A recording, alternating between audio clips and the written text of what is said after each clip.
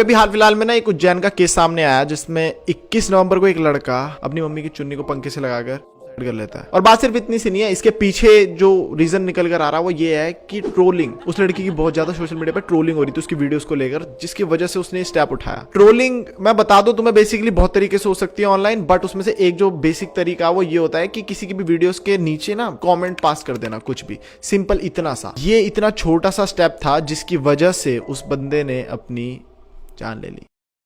ये लड़का सिर्फ 10वीं क्लास में था एंड ये इस टाइप की कुछ मेकअप वाली वीडियोस बनाता था। मेकअप का काफी शौक था इसको, तो ये ट्रांजिशन वीडियोस बनाता था कि पहले लड़के से एकदम से मेकअप वगैरह करके लड़की। एंड जिन्होंने मेरी वीडियोस देखी होंगी ना, तो मेकअप फेस वाली मैंने काफी वीडियोस बना रखी। उसमें मैंने एक जो मेकअप आर्टिस्ट है वही लुधियाने का है। मैं ऐसे बंदों की प्रेस करता हूँ भाई, मैं तब से प्रेस करता रहा हूँ क्योंकि ये एक टैलेंट है। एक लड़का इतना बढ़िया मेकअप कर रहा है कि वो एकदम से लड़की बन जा रहा है। तुम समझ रहे हो कि इस लेवल का अच्छा मेकअप कर रहा है, तो ये तो टैलेंट हुआ ना। ये लड़का भी इसी टाइप की मेकअप वीडियोस बनाता था, 10वीं क्लास का लड़का है, कितना टैलेंटेड है। लेकिन इसके नीचे कुछ ऐसे ऐसे कमेंट्स आने लगे ना भाई, जो अपने पूरे दिन में बहुत ज्यादा फ्रस्ट्रेट नहीं होते लोग, बॉस से गालियां पड़ रही हैं स्कूल में, मतलब जो किसी काम के नहीं है बेसिकली, जो रियलिटी में ना रियल वर्ल्ड में किसी काम के नहीं ना भाई, वो लोग ऐसे जाते हैं और कीबोर्ड फिर हीरो बनते हैं, जाकर ना ऐसे ऐसे लिखते हैं, कीबोर्ड गैंगस्टर्स कुछ भी लिख दे रहे हैं, गाली गलोच गंदी से गंदी चीजें कि पकड़ में तो आएंगी नहीं, अजीब अजीब नाम की आईडीज बना रखी हैं। बट वो ये भूल जाते हैं भैया कि जिसकी वीडियो के नीचे तुम लिख रहे हो ना भाई, तुम्हारे लिए वो बहुत छोटा सा कमेंट है, एक तुमने तो ऐसे ही घर के किसी कोने में बैठकर ऐसे लिख दिया छोटा सा भाई, वो बंदा पढ़ता है ना तो दिमाग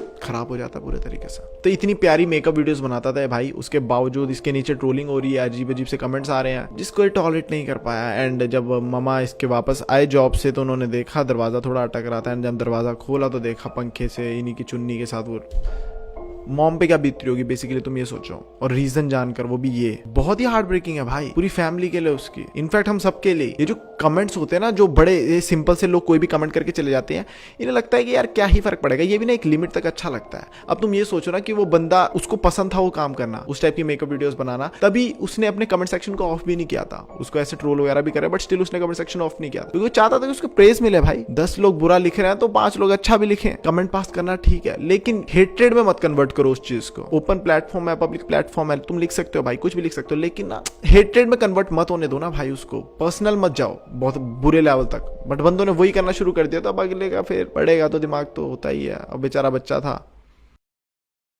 ऐसे बहुत सारे केस हमारे पास हैं ट्रोलिंग के भाई।